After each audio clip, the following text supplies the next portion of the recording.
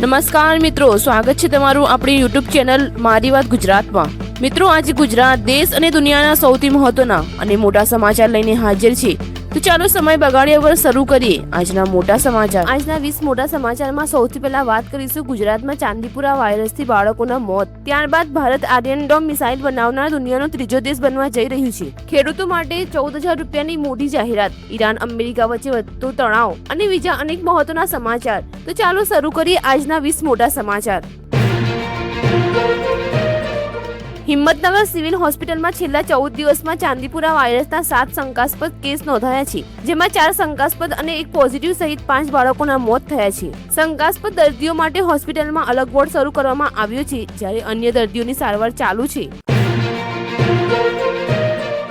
મધ્ય પૂર્વમાં વધી રહેલા તણાવ વચ્ચે ઇઝરાયેલની સરકારી સંરક્ષણ કંપની રાફેલ ડિફેન્સ સિસ્ટમ્સ ભારતમાં આયર્ન ડોમ ઇન્ટરસેપ્ટર મિસાઇલોના ઉત્પાદન માટે નવી પ્રોડક્શન લાઇન સ્થાપવાની તૈયારીમાં છે। આ પ્રોજેક્ટ સાકાર થશે તો ભારત આ અદ્યતન મિસાઇલોનું ઉત્પાદન કરનાર વિશ્વનો ત્રીજો દેશ બનશે।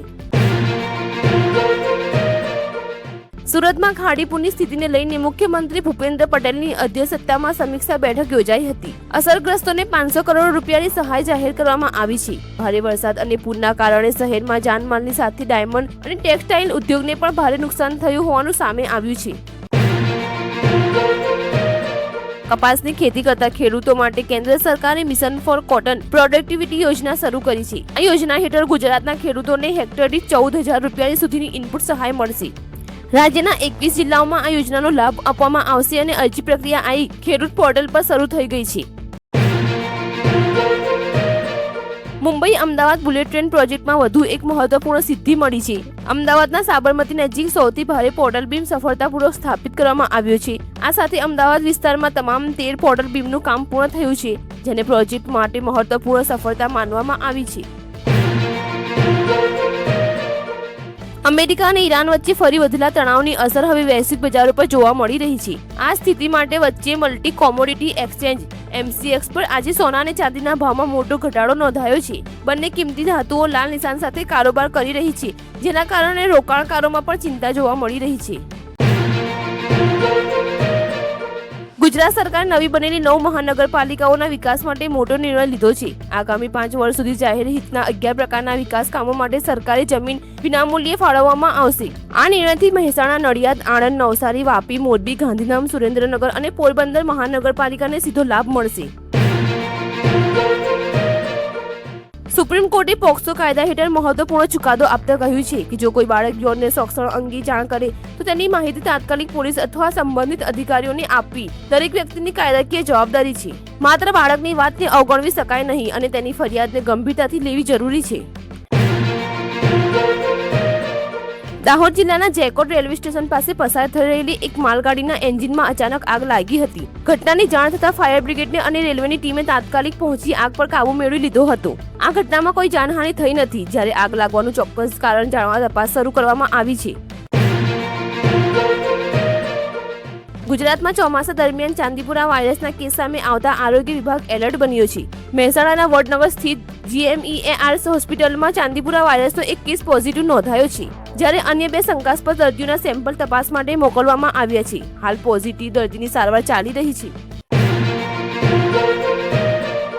ઈરાનમાં ફરી હવાઈ હુમલાના અહેવાલો સામે આવ્યા છે, જો કે આ હુમલા કોણે કર્યા તેની સત્તાવાર પુષ્ટિ થઈ નથી। આ ઘટનાને પગલે મધ્ય પૂર્વમાં ફરી તણાવ વધ્યો છે અને સમગ્ર વિશ્વની નજર હવે આ સ્થિતિ પર ટકેલી છે। હવામાન વિભાગના જણાવ્યા અનુસાર ઉત્તર પશ્ચિમ ભારતમાં સૂકી હવાના કારણે આગામી દિવસોમાં વરસાદની ગતિ ધીમી પડી શકે છે। દિલ્હી, NCR, પંજાબ, હરિયાણા, રાજસ્થાન, ગુજરાત અને પશ્ચિમ મધ્યપ્રદેશના કેટલાક વિસ્તારોમાં વરસાદ ઓછો રહેવાની સંભાવના વ્યક્ત કરવામાં આવી છે। કફ સિરપ અને હેલ્થ ટોનિકના ગેરઉપયોગને રોકવા માટે કેન્દ્ર સરકારે મોટો નિર્ણય લીધો છે।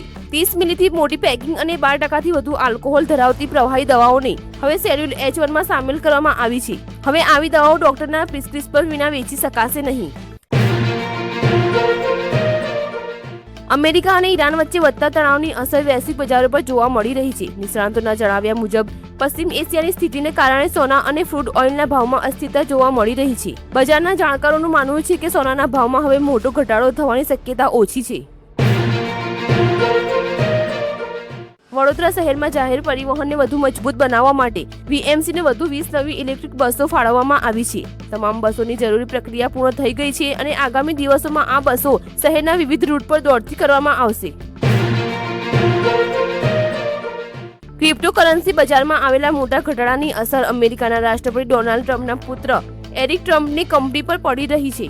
અહેવાલો મુજબ કંપનીના શેરમાં ભારે ઘટાડો નોંધાયો છે અને એરિક ટ્રમ્પને કરોડો ડોલરનું નુકસાન થયું હોવાનું જણાવવામાં આવી રહ્યું છે.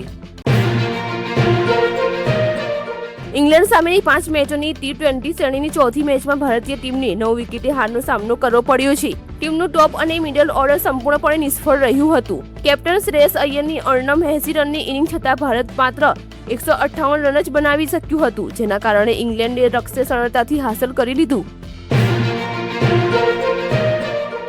બ્રિટનના કન્ઝર્વેટિવ પાર્ટીના પૂર્વ મંત્રી એન વિડોકોમની તેમના નિવાસસ્થાને હત્યા કરવામાં આવી હોવાનું સામે આવ્યું છે.